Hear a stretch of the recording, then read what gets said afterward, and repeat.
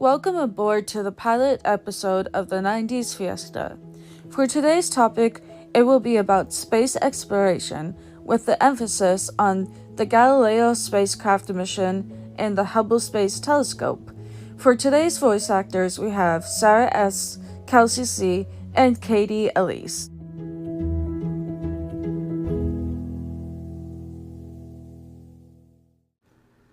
Astronomy is the interesting study of space and the physical universe as a whole. There were a lot of happenings in the year of the 90s, one of the events including something called the Galileo spacecraft mission.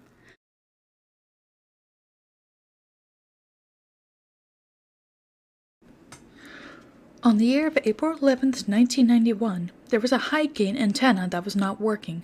It was called a linchpin.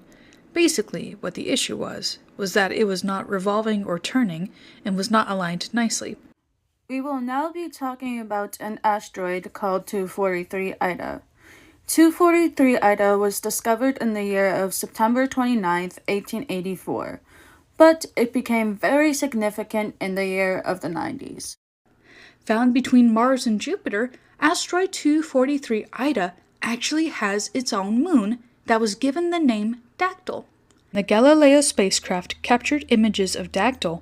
The estimated distance across was 1.6 kilometers. According to Nature journals dated back in 1995, while looking at the imaging of Dactyl, scientists suggested that the moon was part of the Coronus asteroid family.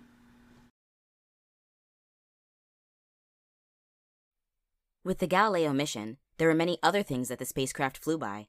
Something that happened with the Galileo mission was that it flew to Jupiter in the year of December 7th, 1995.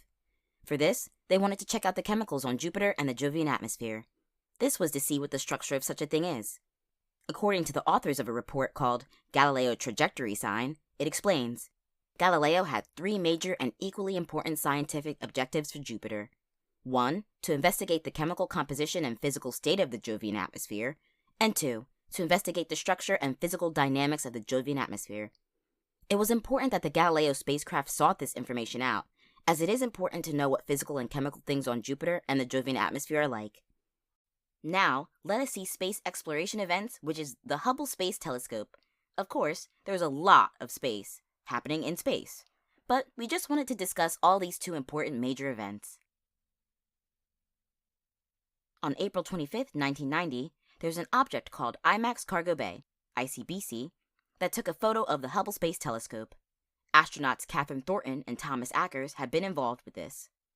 This was according to an author called Ethan Segel on the website called Big Think. His article was called NASA's Most Important Image in Space Telescope History, in which this article was published April 14, 2025. With the Hubble Space Telescope, it can rotate to about 90 degrees, and is 13.4 miles away. What was really cool was that in 1996, it took a photo of Saturn's rings. Before 1994, an astronaut had taken images of Saturn's moon with the Hubble Space Telescope.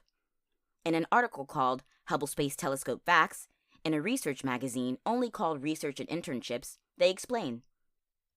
Through research done by then UA senior staff scientist Steve Larson and others, Hubble captured a rare view of Saturn's rings, seen just after the sun had set below the ring plane. After that, Research and Internships explains why it was rare that the sun was below Saturn's rings. In December of 1993, the scientists and astronomers of the Hubble Space Telescope developed something called the Corrective Optics Space Axial Replacement, otherwise known as COSTAR for short. The mission for this was that the COSTAR was to give the Hubble Space Telescope better imaging. According to authors Pam S. Davila and Mark Wilson, in their article of Instrumentation of Astronomy, they explain, quote, there is no doubt that astronomy with the new improved Hubble Space Telescope will significantly advance our knowledge and understanding of the universe for years to come. A COSTAR was designed to restore the image quality to nearly diffraction-limited performance for three of the first-generation instruments, the Faint Object Camera, the Faint Object Spectrograph, and the Goddard High-Resolution Spectrograph. So, to wrap things up, the Galileo spacecraft mission and the Hubble Space Telescope were both full of rich history back in the 90s. Cool indeed. We had hoped you'd enjoyed the pilot episode of the 90's Fiesta. Stay tuned for more, or not.